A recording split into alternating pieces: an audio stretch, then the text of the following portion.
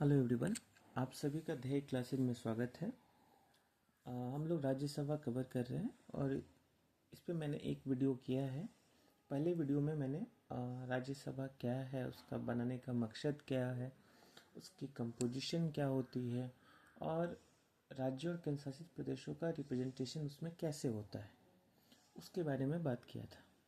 इस वीडियो में मैं ड्यूरेशन मतलब कार्यकाल, इलेक्शन का सिस्टम क्या है और क्वालिफिकेशन क्या होना चाहिए एक मेंबर के लिए, उस पर बात करेंगे। ये जो मैं कवर कर रहा हूँ राज्यसभा, ये इवन स्टेट लेवल पीसीएस तक के एग्ज़ाम को भी के लिए भी सफिशिएंट है। और इवन यूपीएससी भी जो प्रीलिम्स के जो क्वेश्चन बनाता है वो इन्हीं फैक्ट्स को स्टेटमेंट बना के आपसे पूछेगा। मैं कोशिश कर रहा हूँ कि सब कुछ कवर करवाऊँ आप लोग को। तो पहला जो हमारा आज का वीडियो का पॉइंट ये है कि ड्यूरेशन राज्यसभा का क्या होता है, मतलब इसका कार्यकाल क्या है। तो राज्यसभा एक परमानेंट बॉडी है। इसका मतलब ये है कि राज्यसभा कभी डिजॉल्व नहीं होती, ये कंटिन्यूइंग चैम्बर है।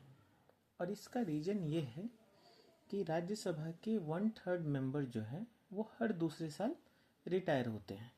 तो ये जो है एक प्रोसेस कंटिन्यूस होता है, तो ये चैम्बर कभी भी डिजॉल्व नहीं होता। भारतीय संविधान में राज्यसभा के कार्यकाल के बारे में कोई प्रोविजन नहीं है और भारतीय संविधान ने इसे भारतीय संसद के ऊपर छोड़ दिया। संसद ने 1951 में रिप्रेजेंटेटिव्स ऑफ पीपल एक्ट 1951 बनाया और उसमें इसका कार्यकाल 6 साल इनैक्ट किया, 6 साल बनाया उन्होंने। राज्यसभा के जो मेंबर होते हैं वो एलिजिबल होते हैं री इलेक्शन के लिए। तो ये था हमारा ड्यूरेशन से रिलेटेड जो भी पॉइंट्स थे। अब हम देखेंगे कि राज्यसभा का इलेक्शन का क्या सिस्टम है। तो पहला इसका जो विशेषता है ये कि इनडायरेक्ट इलेक्शन है। मतलब जो इलेक्शन जनता जिसमें अपना प्रतिनिधि खुद चुनती है तो वो डायरेक्ट इलेक्शन हो गया। जहाँ जनता के प्रतिनिधि चुनते हैं वो इनडायरेक्ट इलेक्शन हो गया। तो राज्यसभा के जो मेंबर को जनता के प्रतिनिधि चुनते हैं, इसलिए इनडायरेक्ट इलेक्शन है। दूसरी विशेषता ये है कि ये प्रोपोर्शनल रिप्रेजेंटेशन है।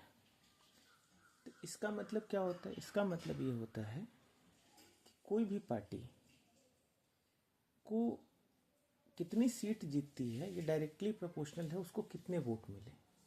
तो इससे ये होता है कि जिस पार्टी की कम सीट्स हैं असेंबली में, उनका भी उनके पास भी ये ऑप्शन है कि वो भी मेंबर बन सकते हैं राज्यसभा के, उनका भी एक प्रतिनिधित्व हो सकता है। तो प्रोपोर्शनल रिप्रेजेंटेशन है। दूसरा जो वोटिंग का जो सिस्टम है वो सिंगल ट्रांसफरेबल वोटिंग सिस्टम है, मतलब एकल संक्रमणीय वोटिंग प्रणाली है।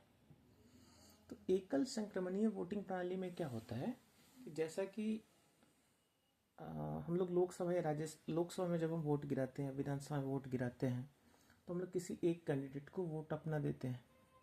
एकल संक्रमणीय वोटिंग प्रणाली में ये होता है कि आपके पास आपको प्रेफरेंस देना होता है कि मैं एक उम्मीदवार को अपना फर्स्ट प्रेफरेंस दे रहा हूँ, दूसरे को मैं दूसरा प्रेफरेंस दे रहा हूँ।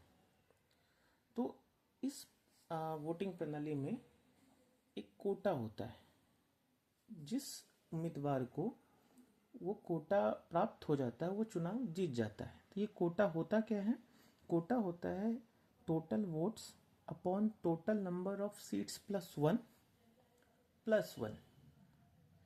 यदि कोई उम्मीदवार नहीं जीत पाया या कोटा हासिल नहीं कर पाया, उस केस में जिस उम्मीदवार को सबसे कम वोट मिले हैं वो एलिमिनेट हो जाता है और उसका वोट ट्रांसफ़र हो जाता है दूसरों में। तो और ये प्रक्रिया तब तक चलती रहती जब तक कि कोई जीत नहीं जाता। तो यही हमारा सिंगल ट्रांसफरेबल वोटिंग सिस्टम है।